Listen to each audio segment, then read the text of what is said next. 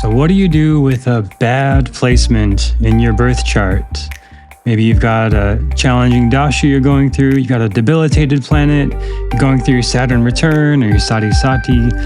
These are very common experiences. Almost everybody has at least one of them in your birth chart, and maybe many. And at least all of us are going through them at different times through our lives, going through difficult transits. So, what do you do about it? Is it crystals? Is it mantras? Is it yoga? I'm going to talk about the remedies I found that actually work, the things I think don't work so well, and my experience with working with remedial measures in Vedic astrology.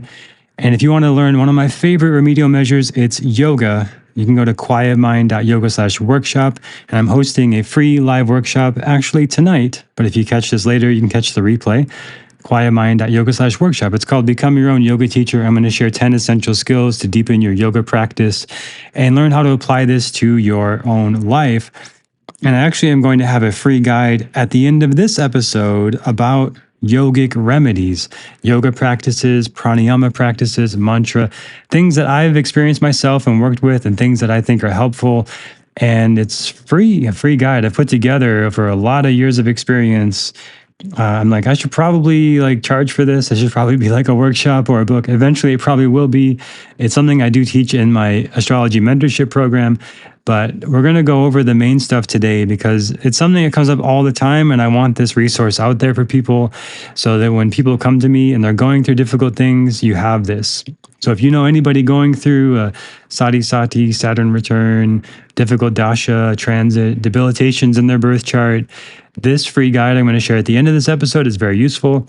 And the free workshop going on tonight is where I'll talk about how to really integrate this into your life and have this be a way of life that you are working with these energies all the time and working with the energies that are present day to day to bring out the best of them.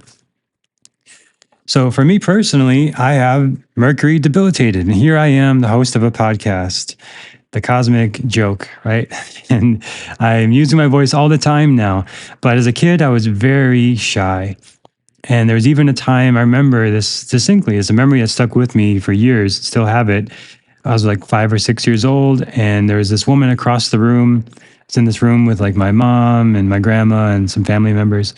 And this woman asked me a question from across the room. Like I could easily just respond to her, but I was so shy and so quiet and so introverted in my expression that to talk to her, I had to walk up right next to her and talk to her into her ear. And I remember she kind of like pointed this out and like teased me about it in a playful way. But yeah, I was a little bit traumatized. And obviously it stuck with me throughout the rest of my life that I remember this moment of like, why did I walk across the room? Why didn't I just say that? And she's like, you could have just said that over there. Why did you walk over to me? But in a playful way. But yeah, I was a little traumatized about it, obviously. And it was just this very interesting a moment of self-awareness of like, we all have these as kids where like you're just doing something and then someone acknowledges what you're doing and then you see yourself differently.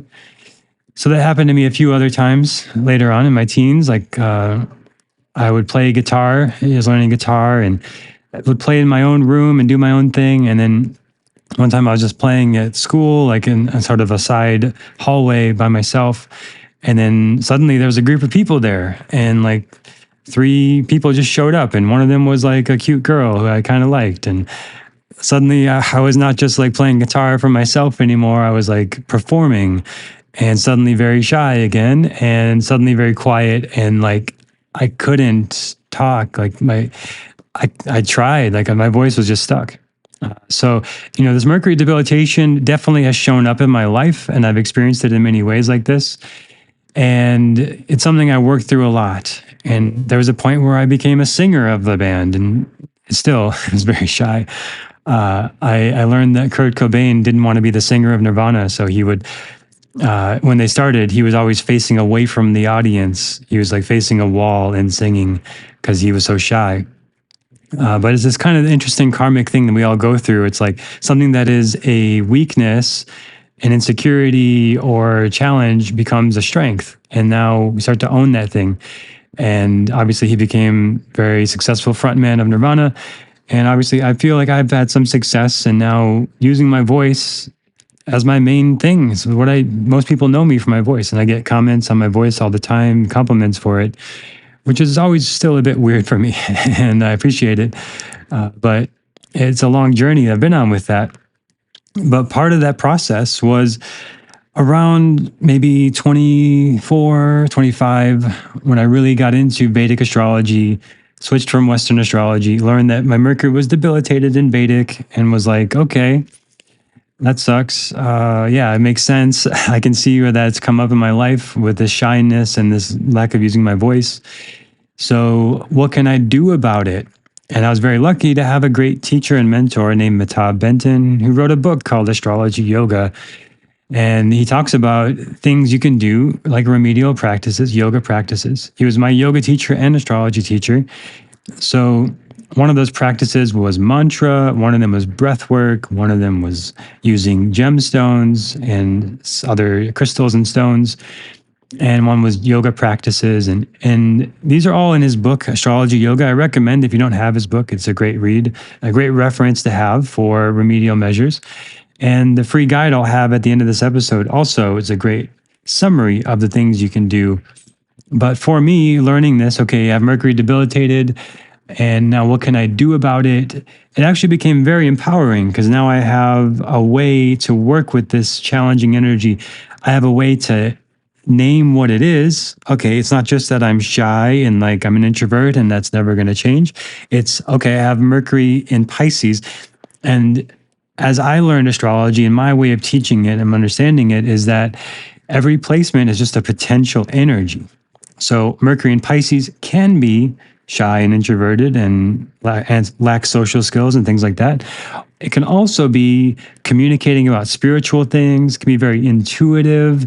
It's very good for a yoga teacher and astrologer, which is my work. And at that time, still, I was already doing that work in my early 20s. I was taking trainings all the time and already teaching.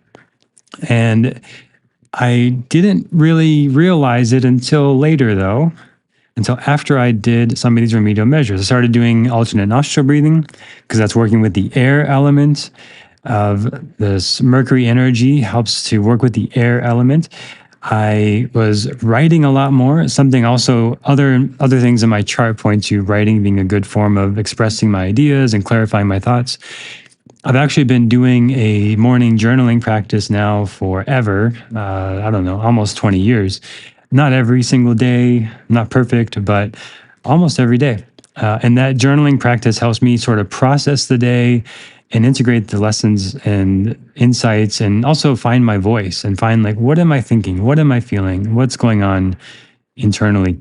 So these are remedial measures, and using jade stone. So I found a jade stone and put it under my pillow. So I was sleeping with this energy, and I had it under my pillow and under my bed. And there was a time where I carried it in my pocket when I really felt like I needed this.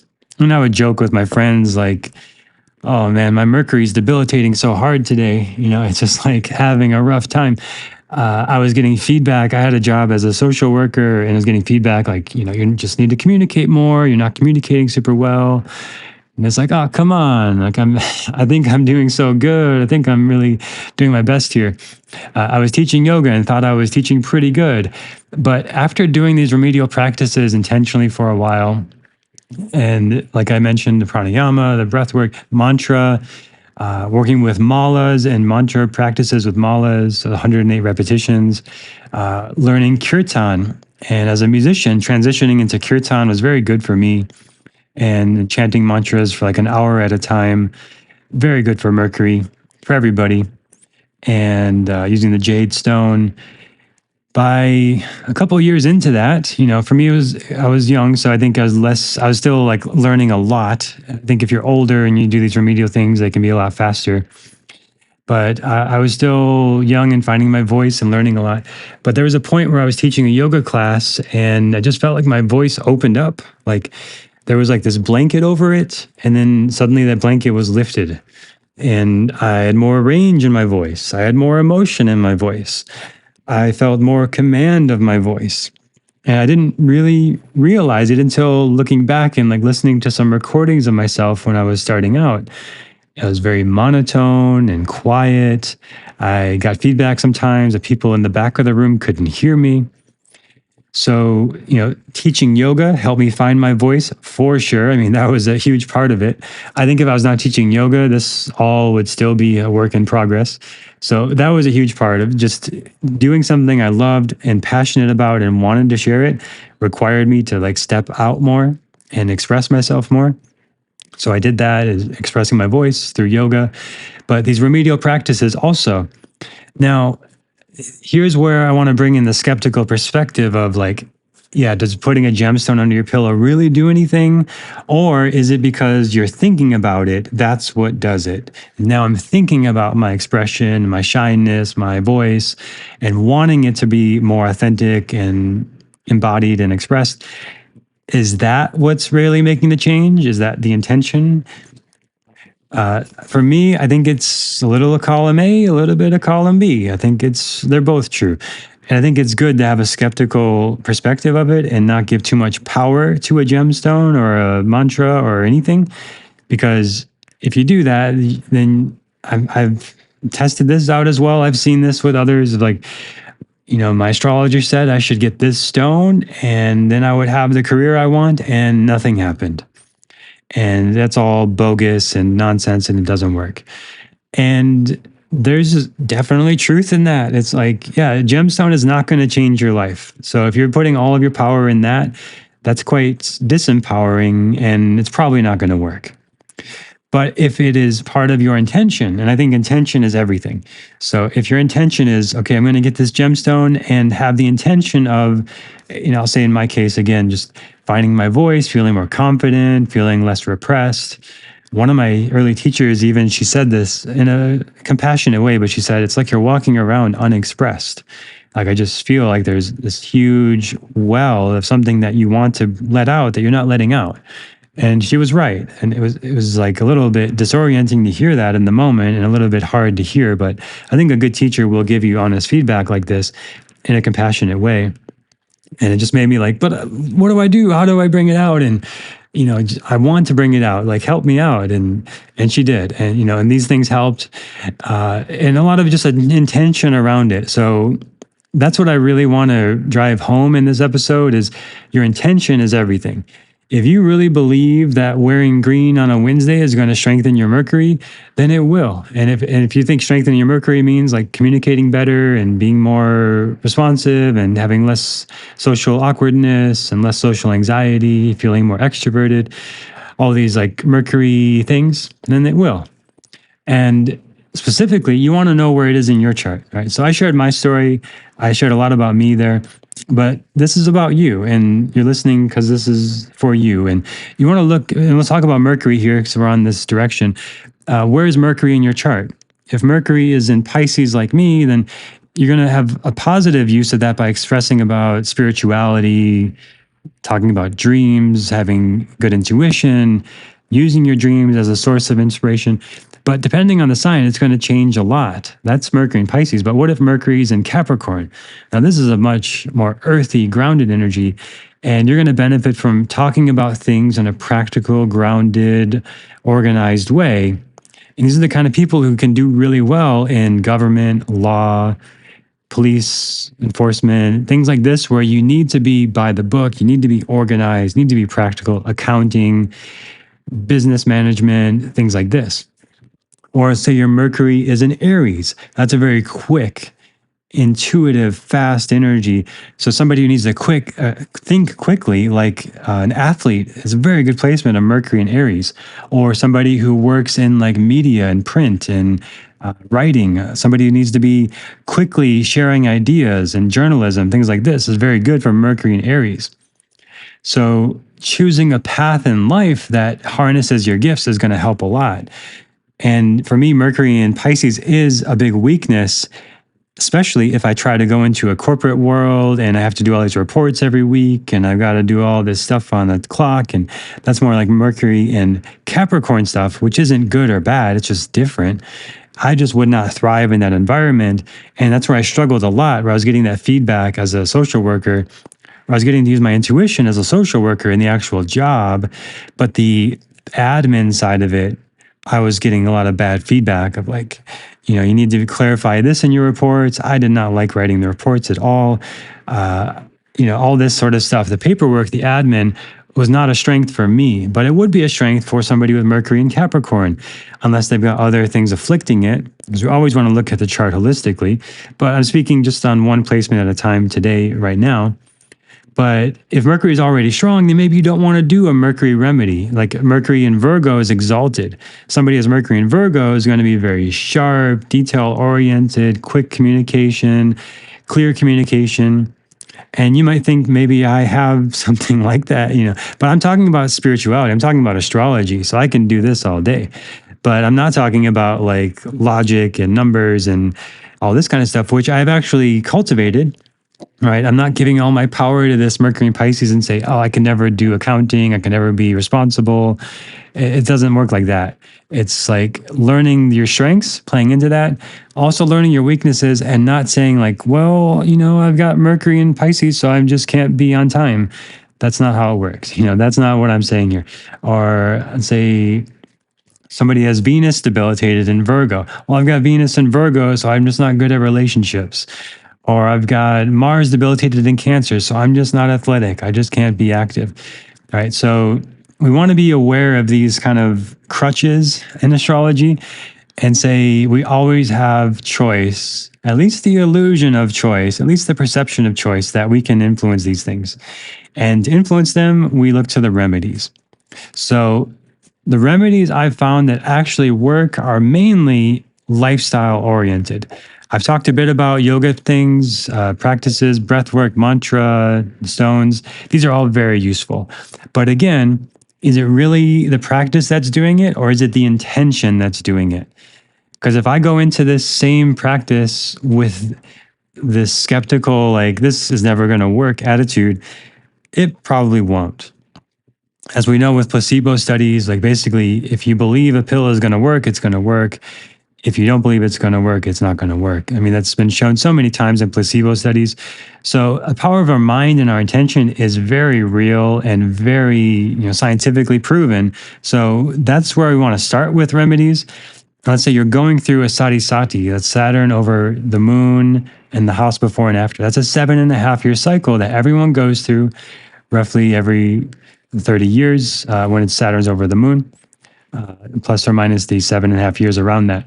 So everyone goes through this throughout life. Typically 3 times we'll go through this in life for the average lifespan. Sati. So that's Saturn over the moon. So that's Saturn, the planet of restrictions, limitations, hardships over the moon, the mind and emotions. So what do we do here? Do we strengthen Saturn to strengthen the positive sides of that? Do we strengthen the moon because it's restricted by Saturn? Well, it's intuitive. There's no black and white answer here. It's like, do you feel like your mind is blocked and repressed? Then you probably want to strengthen the moon and the mind. So this means for the moon, you can do things on the moon day of Monday that are like restorative and gentle yoga, slow and calming movements that support your emotional regulation. You want to get more in the parasympathetic nervous system mode in general to regulate this. So especially when you notice you're getting dysregulated, you want to do something about it. So this would be moon practices like restorative and gentle and yin yoga. You can do Chandra Bedana in the free guide. I'll talk about this. It's the left nostril breathing. So you inhale left, exhale right. This is typically activating the yin energy in the body. This is the Ida, not the Ida Nadi. So there are these nadis. It's another topic for another time. But there's 72,000 energy channels in the body in the Vedic teachings. But the main 2 are the Ida and Pingala, the left and right side, which are directly influenced by the left and right nostril. So if you want more focus, yang, sun energy, you inhale through the right nostril. You want more yin, relaxing, resting energy, you inhale through the left nostril. And you exhale through the opposite one. So, and you can say you're going through this sati, you want to strengthen the moon, support this. You can do the moon practices. Wear pearls, silver, the colors white and silver are opaque. These are all strengthening the moon. So basically, when you do these remedial practices, they are strengthening the planet you're working with. And then you also just want to be intentional about that. So, and you also want to test it out. So you want to see what happens. If you do this and then you like the results, keep going. I recommend you try it for a week, some sort of 10-minute practice around this thing, around this graha, and see what happens. That's enough time to get a result, to get some sort of feedback of how it feels. And if you don't like it, you change it. I have a very strong sun in my chart. My sun's in Aries, so my sun's exalted, very strong. And you might think, okay, sun's exalted, then maybe you want to strengthen that more and bring out the strength of that and bring out the gifts of that. And somebody gave me a necklace that had the sun qualities in it. Like it had some copper on it and organite. It helps prevent EMFs and it's very beautiful. Looked great on me. It felt great. I liked wearing it. But every time I wore it, it was a bad day. Like issues in traffic, conflict with people, just everything going awry. It did not go well. And then I take that necklace off, and the next day I don't wear it, see what happens. And it's back to normal. It just feels like the energy shifted in a negative way when I wore that thing. Even though I liked it, it was an amazing gift. I actually loved it. I wish I could still have it. Like I liked how it looked on me, I liked how it felt. Everything about it I liked, but I did not like what happened when I wore it. So I think part of that may have been it just was strengthening the sun energy too much. Maybe my intention wasn't clear enough or intentional enough, but maybe there's also an interaction there of just my system, my field, and that particular object did not mesh well. And it created more dissonance in my field and more dissonance in my life. Maybe you've experienced this as well. Maybe you feel called to a stone, you try it, you bring it home, and then things start to change in a negative way. Uh, don't be superstitious about it. Don't overthink it, but just trust your intuition about it. Trust your vibes. And if you want to let it go, if you want to keep it, but just notice what's happening. But I would recommend if you notice after a week of trying something, you're getting some negative results and things are not going so well, maybe get rid of that thing, sell it, return it, whatever. Get something that feels more resonant. And when you do use it, it has a better impact. And again, this could be stones, yoga practices, colors of clothing, mantras, mudras, things that you're practicing, like again in the free guide. So again, sati example, you could strengthen Saturn and you wear blue or black, especially on a Saturday. Saturn loves service, so you go and donate, you volunteer on a Saturday. This helps strengthen the Saturn energies. Generally, there are some general remedies that are good all the time, pretty much no matter what. And service, donation, volunteering, giving stuff away is definitely one of them. And meditation of any kind is definitely one of them. So when in doubt with all of this stuff today, it's like, I just want to kind of improve my life. Just start meditating regularly and doing some level of service. And this might be, if you're a parent, you're doing a big service. You've sacrificed a lot to be a parent. So there is a big service there. And one of my teachers would say, like, that's the ultimate service you can do. Bring life into this realm and take care of them and nurture them. That's a big service there. So you don't need to add too much to that. But also, if you feel called, you have space and you want to, then yes, some level of seva, selfless service, not for the recognition, not to get something. It's kind of tricky because you have to do it for no reason other than just the service and to actually just help people. And if you do it from that place, it's really beautiful. And yeah, beautiful things will happen. You'll get results, but it's like not be attached to that because you do it for the love of the work rather than the fruits of the effort. But Saturday is the Saturn day. Doing slow hatha yoga, holding postures for a long time, yin yoga, all very favorable with Saturn. Holding the breath out. If you've never done this, can be very uncomfortable. And to me, I think it gets you a way to be intimate with this Saturn energy of limitation, of delays, of challenge, of patience, just by holding your breath out and not breathing in. Some people, that brings up a lot of fear. This is Saturn as well. Notice for yourself, if it's very dysregulating, don't do it very much. But you might try it as a practice for 5 minutes of just breathing normally, but holding the breath out and suspending there and noticing what arises for you. If it feels very uncomfortable, cut it short, but that's a good way to engage with the Saturn energy. And now you build a deeper relationship with it. And that's what a lot of these remedies are about too, is building your relationship with the energy of the planet. So let's say you're having a difficult transit or difficult placement in your chart. Let's say you've got Jupiter debilitated. Jupiter is in Capricorn, or the transit is happening, or whatever. That's going to be a while from now that happens. But let's say it's in a birth chart. Jupiter's in Capricorn. That's the sense of expansion is now limited.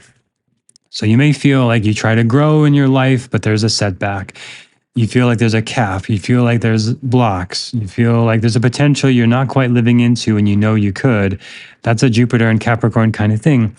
So again, what do? Do you strengthen Jupiter to overcome the limitations? Do you strengthen Saturn to release some of the limitations? Trust your intuition.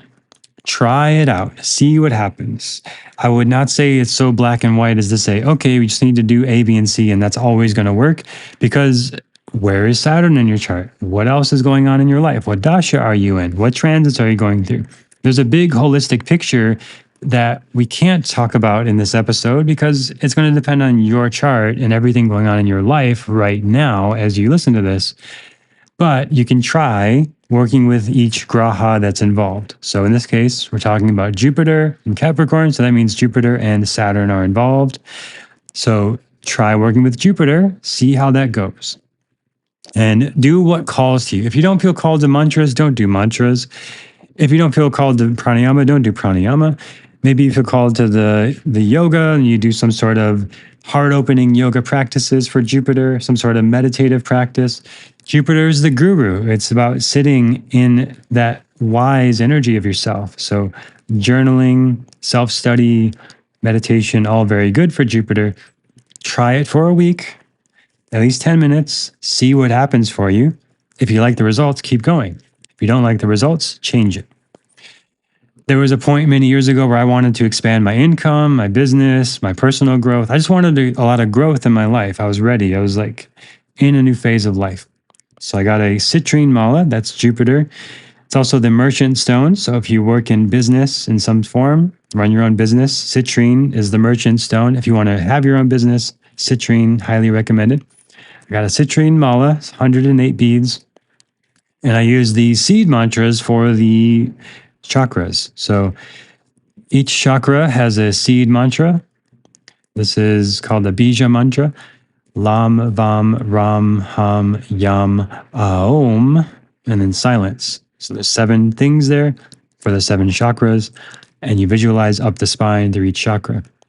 So this was my practice, and it's a practice I still come back to a lot. And it just takes like 5 or 6 minutes to chant Lam, Vam, Ram, like that, sort of monotone. And you go through the mantra as you touch one bead at a time on the mala, and you visualize each chakra through the central channel of the spine. Now, that might be a little too much for some of you, but if you resonate with it, explore it, try it out. It's a practice I come back to a lot. It's a really good, like, sort of tune-up, recentering practice through the seed mantras with a mala. And particularly, I like the citrine mala because it brings expansion, protection, growth, and it's a sense of possibility, sense of expanding and learning and growing. Especially if you're a teacher, working with Jupiter is very good. Jupiter is quite favorable in my own chart, so it's a good thing to work with. Venus is an enemy sign in my chart. So if you have something in an enemy sign or difficult sign in your chart, again, should you work with that one? Should you strengthen it? Try it out, see what you find. So if you have something in a difficult placement in your chart, try working with it, see if that helps. So for me, I've had mixed results working with Venus in this way. You can do partner yoga, you could do Kundalini practices, you could do heart opening stuff. You can do any sort of partner practice, partner breath work, working together. Tantric practices, very good for strengthening Venus. And wearing the colors white, pink, chanting the Venus mantra. These all could strengthen Venus. But for me personally, I've just had mixed results working with my enemy placement there. But I've had very good results working with my debilitated placement of Mercury and Pisces. But Venus and Aries, for me, that's where it is. It's like, it could be very bad of like rushing into relationships. Yeah, I've experienced that. Being naive in relationships. Yeah, I've experienced that. But also can be Aries is passionate, good at starting things. Venus is love. So there's like a love of initiating things, starting projects. So that's something that's come out that's very good at this. I love to start things. I love to initiate things, love to begin projects. So that's an example of Venus and Aries expressing positively. And that's the main takeaway again, I hope you have from this episode is like the actual behavior and lifestyle choices of like, what are the possible positive expressions of this thing? Like if it's sun debilitated, like sun in Libra, that could be indecision, that could be people pleasing, it could be codependency. It's too much focus on the other instead of the self. But on the positive side, Sun in Libra is great at teamwork and delegation and collaboration. And it's great at including everybody in a team to feel included and connected. So if you find opportunities to collaborate and work on a team with Sun in Libra, that's a very good thing. But if you try to do everything yourself and be an entrepreneur and have your own self created thing, that's more Sun in Aries. So Sun in Libra is going to struggle with that kind of thing. And again, it's not better or worse. Nothing is better, good or bad necessarily here. But yeah, I put that in the topic of this episode in the title because that's how people talk about it often is like, I've got this bad thing. What do I do about it?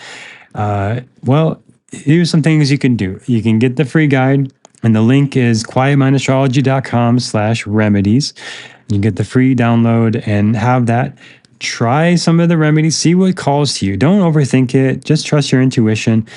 If you're looking for specific advice, then I would say, just look at your birth chart and see if there is a debilitated thing, and then try working with the debilitated graha. So whatever the graha is that's debilitated, just do something to strengthen it. You can do the yoga, the pranayama, the mantra. You can get the stones or crystals. You can wear the colors. Whatever you want to do, you can do it on the day of the week. You can do it any day of the week, but just choose that, try it for a week, and see what happens. If you don't like it, don't do it. Try something else.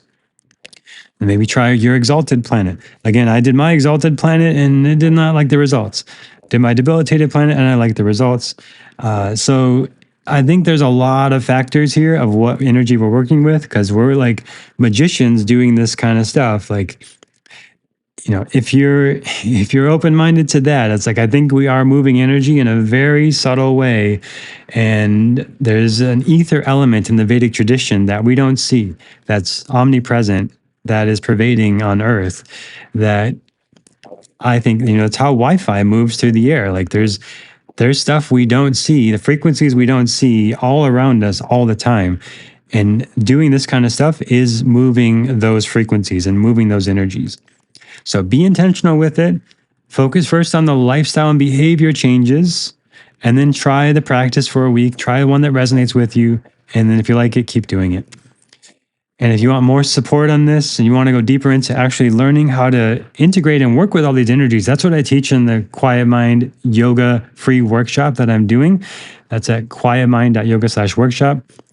It's a big part of what I do, but more so as people go deeper with me because it's subtle stuff and it requires some getting through some of the more surface layer stuff. But it's like when we do a pranayama practice, we're not just like changing how we breathe. We're actually affecting a lot of systems in the nervous system. We're affecting a lot of energy around us. We're shifting our reality in a lot of ways and changing our state of consciousness and changing what we focus on, changing what comes to us, changing how we respond to it. Just through simple practices, even just like 10 minutes a day has a huge difference. Like if you wake up in the morning and you spend your first 10 minutes scrolling on social media and you see a bunch of negative stuff, that's a very different day that's going to follow than if you wake up in the morning and spend your first 10 minutes doing some sort of intentional practice and you're wanting to harness something. Like for me, it was the Mercury and Pisces, a weakness of my communication. I wanted to strengthen it. I would focus on that. And it's now become a greater strength for me. At least I think. Hopefully you find my voice helpful and my words helpful and my logic sound, but it's in a spiritual way. So, that's an option of how we can approach this work of just being intentional with it. And I hope you find it helpful. I hope you find it useful. If you like this, share it with a friend. And if you have something difficult going on, a transit, a placement in your chart, a dasha, come back to this episode, come back to this free resource, quietmindastrology.com/remedies, and test it out. See what works. There's a lot more remedies I didn't share today. There's much more to this, much deeper, but this is the foundation of it. If you do want to go deeper, I teach this in the astrology mentorship coming up. The next class is coming up in August 2025. So stay tuned for that. If you want to go deeper with me on remedies and everything to do with astrology, it's all in the mentorship, but this is part of it. Actually, just a little part, and there's much more. But hopefully, this is enough to run with for a while and test it out. And if you want more guidance, leave a comment on Spotify, send me a DM on Instagram at Quiet Mind Astrology. And thanks for listening. Look forward to sharing more with you next time on the Quiet Mind Astrology podcast.